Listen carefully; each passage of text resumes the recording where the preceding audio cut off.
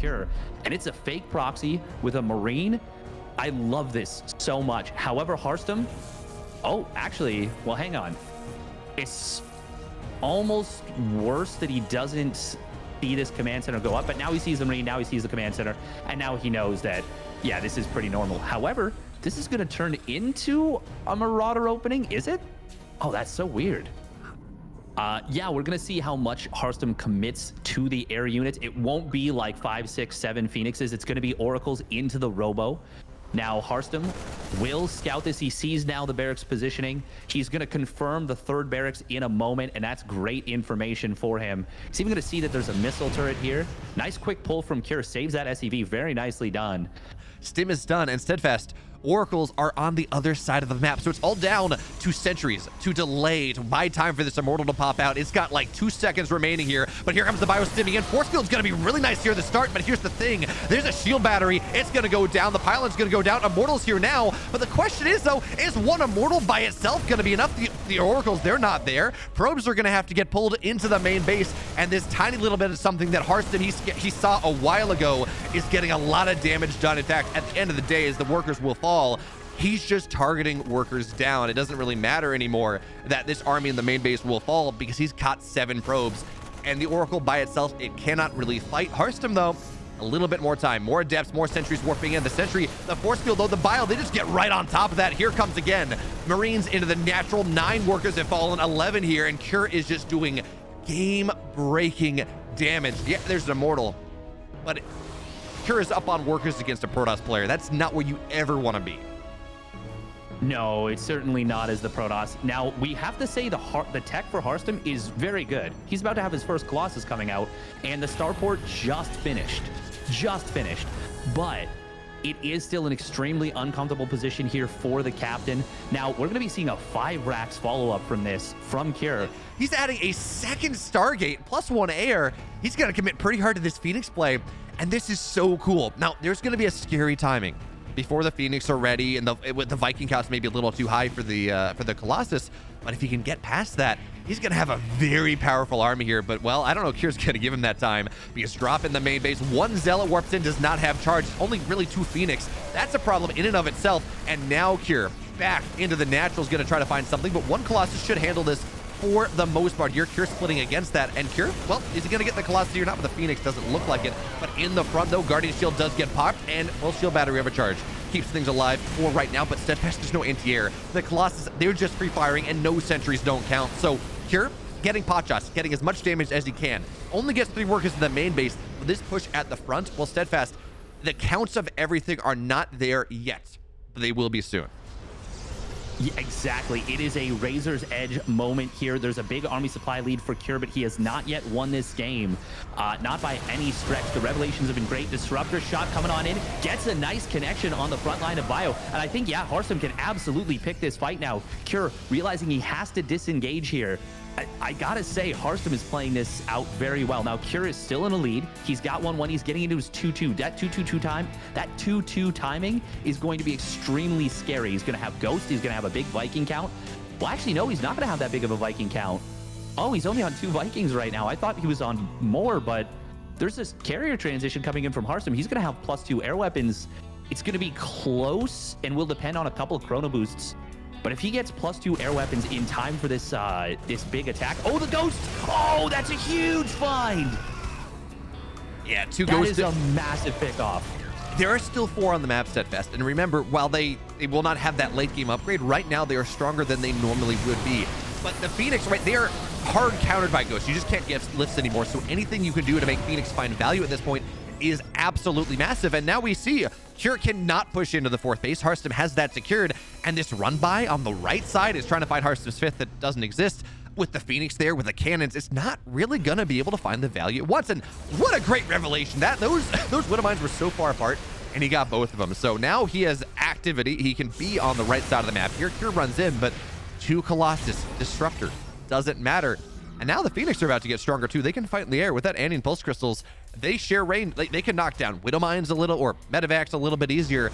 This army from Harstem is rapidly approaching critical mass. And it also does kind of invalidate. There was a style you could go for where you get like 13 Liberators, and then it would one-shot a bunch of Interceptors all at once. that's not really possible anymore because you can't target the interceptors and the carriers aren't there. So while I don't necessarily think that was the plan, right? It's going to be for Vikings. Often in these late game states, you do want a lot of liberators because then they allow you to control the ground, and that's a nice secondary utility that's not there anymore. So +2 air is done, +3 on the way. We're getting armor and everything else. But the downside of this army is a disruptor shot is not going to land. Kure has a lot more agency on the map. He can multitask a lot better here. So yeah, he can't fight the army straight up, and losing those Vikings actually a little bit punishing, painful. It does mean that he does have the ability to deny Harstem from his 5th base for so long at this point. He does, but if Harstem just pushes him with... We've got 7 carriers right now, 8 carriers, and another one about to pop. He's getting the mothership. He's getting +3 air weapons. Harstem might actually just run him over with a one-punch man style army. We can see a bunch of static events coming down at the 4th base location. Harstem, yeah, I think this is his timing. I think he's just going. And you know what? I don't know how Kure can hold this oh, hang on. If he finds the Colossus, that's big. Ooh, 2 of the Colossus going to go down, but it will be a lot of the bio falling. Pretty much all of the bio on this left side. And now Harstem says, okay, where's your army on the right? I know you're looking for something. Ooh, Ghost, can he get the lift? No, it's the EMP landing first. Okay, Harstem they both got a bit of a bloody nose. Harstem did lose a lot of power units, but the carrier count is still intact. Now, and Steadfast, the key thing here as well, the Oracle went down, so Harstem's not going to have that really nice ability to see exactly where Kure is and set up his fight ahead of time. And now the Vikings, they run forward, dead airspace here. There's no Archons, there's no splash damage. It's just carriers versus Vikings. Is the upgrade advantage enough, or is the upgrade position enough here? It looks like for right now it will be, as not too many carriers have gone down. It was 2 of them, but it was 10 Vikings, and this might allow Harstem to start moving forward. Now Phoenix is going to start to join the fray, but you need to add the carriers as well. They can't fight by themselves, but now there's a cloak. Now the carriers are going to run forward, and again, remember, the interceptors, they can't really fight, but off the top side, there we go, the EMPs, and that will force Harstem back here, I would think, but no, he's still taking the fight. In the Viking count, Steadfast, it's down to 6, most of them not with this army anymore. Harstem, well, the scans are going to run out at some point, and that's going to be Harstem's timing, but for right now, he's got to back up. Not quite the value he was looking for. Losing those Colossus, it kind of made it a little bit harder about where he could take the fight, and then he had no way to deal with what was on the ground. Those EMPs were massive, and now Harstem, instead of that game-breaking move you were looking for, he's got to go take his 5th base. He's got to back up, go again, and this buys Kure time to get active on the map once again. Oh yeah, this hard push coming in from Kure, shades of old school TVB, shades of Brood War here, and look at what Harstem's trying to do. He's trying to break the rocks down and give himself different angles to get his disruptors into the fight. So for now, we're going to see Widowmine. Oh, it goes off at the last second. That's a lot of anti-shields. And now here we go, Harstem trying to take the fight, but with the Ghosts and with the Vikings and with everything else that is here, it is so hard to actually go in and do anything to try to take a fight. So yeah, you know, he knocks down the Vikings, but there's so many Ghosts on the ground that he does have to back up. Interceptor count gets reset even with the change. If you fight with the carriers who are not in range, the interceptors will still go down. So Harstem doesn't have as much fighting force of those carriers right now, but he's taking the back seat that Kure has taken to get those Vikings to unlock a lot of the rocks on this map and now allow his disruptors to move in from different angles. Well, I like this very much from Harstem too. He's exactly knocking down these rocks, not just to let his disruptors come in from different angles, but to avoid these turrets. He can just move around them. Takes out 2 of them with that disruptor setup right there. 7, 8 Vikings coming in at a time. This is a pure air army, but the upgrades for Harstem are so much better. Oh, we are going to see a fight breaking on out here. Big EMPs on the army, but the Viking count is getting shredded. Harstem is killing them so quickly with those carriers and Phoenixes. And every time it feels like no carriers go down and it's just interceptors. And all that matters, right, is those Vikings. What is it? It's 14 Marines. I mean, Ghosts are good, sure, but it's not a lot of anti-air on the ground. It is all about those Vikings and I guess the Liberators to allow you to take that fight. And when you don't have those, you got to back up. You got to go again. But the other scary thing we were talking about here is how much agency, how much more map control Kure can technically have with his bio that can run around the map. So he gets in, 20 workers go down. And at this point, like, this is Harstem's only true healthy base. The 4th base, the 3rd base, they got 4 mineral patches. I guess the 4th base is a little bit more, but not really a ton.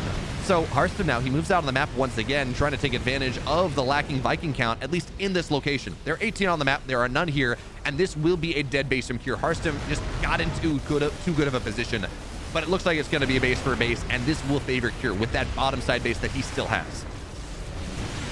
It will if he can win the fight, if he can survive. These interceptors are out in huge numbers. They're killing the Vikings so quickly as they pop out. Disruptor zoning out the Ghost, pushing them back. We do see a defensive nuke. This is a desperation move if ever there was one. If Harstem gets in on top of the production, it's all Ogre, and it might be anyways. We've got 9 Vikings to 11 carriers and 10 Phoenix. I think Harstem's done it here in game number 2. Oh no, it looks like he has. The run by is still getting damage done, right? The 5th base fell, but there are still it's still there, finding value onto the 3rd. But Steadfast, you're right, it doesn't matter how bad the economy is if the Terran can't build a damn thing. So now here we go, Harstem into the main. Ghost coming in from the right side. Massive EMPs go down pretty much on top of this entire army, but not quite enough. And well, at this point, it's just the air, right? It's just the Vikings, it's just the Liberators. Couple Ghosts on the left side, but Cure just cannot bring his army to bear, not into the main base. And so at this point, if Cure can stabilize, if he can get some of his production out, he's got a shot. His economy is so much better. But will he be able to, right? These are +3 carriers. Yeah, they're 3-1 carriers versus 2-0 Viking Liberator. We're seeing so many of the air units getting knocked out. There's only 2 Vikings and 1 Liberator. Make it 0 Liberators left. We are going to game 3. This is going to be the game clinching fight here. The Ghosts, they can EMP, they do big damage, but they do not kill those carriers. All they do is whittle down the interceptors. Now, there is only 57 interceptors here, or well, actually has 62, 63, 64. Yeah, never mind. Well, there's no amount of interceptors that he can kill at this point. That's gonna give Cure a chance here. Harstem's got him. The big deal, I guess, Cure is trying to get his production up. It's not going to happen. There is only one. There's only one observer on the map. There are no oracles, so the Ghosts were able to cloak up, and you know they can kill some interceptors before they go down, but it's not going to work out. You need more than Ghosts are powerful units, Steadfast, but you need more than 6 of them to try to win a game. And now here comes that last detection. Cure is he thinks it's summer and he's going camping. But that's not going to happen. It's the middle of winter here in Katowice, and, well, if you go camping like that, you're probably going to freeze. Harstem, though, seems like he's well prepared to freeze Cure out of this game. 63 supply is all that remain. The last planetary will fall. Ghosts are doing what they can, but, yeah, Steadfast. The question at this point, what is Cure thinking about that he's going to do in Game 3? That is a good question, because he got a pretty amazing start. He didn't get a game-winning start, but he got a almost game-winning start. He got about as close as you can. Oh, sorry about that. He got about as close as you can realistically ask for, but it's looking like a much more standard setup so far. We did see Cure going for a double gas opener, and Harstem. Did he shade? Yeah, he shaded back. Okay. It's going to be a double gas opener out of Cure, and Harstem didn't confirm the expansion. He got blocked. We will see. Oh, the Adept. Okay, I was going to say, he's not going to shade back, is he? No, it looks like he was just preparing. Actually, I'm not sure, because he went 3 Adept. Will be Phoenixes, by the way, and it's going to be a Ryung opener. Well, I think that all of that might be a bit of a moot point, because this is not the Ryung opener that we're used to. This is actually no starport. This is a big commitment. I think we're even going to see SCVs pulled with this. This is a huge Stim Combat Shields Marine tank push. And so far, Harstem, he has not gotten far enough into the main base to figure that out. He is building the Twilight Council and a Forge. Those are not going to be up in time. They are not going to be relevant to this game. And this looks... Oh, this looks like we could see a big blindside coming out here. And if you can siege tanks at the natural of the Protoss player, it is going to be so difficult to deal with.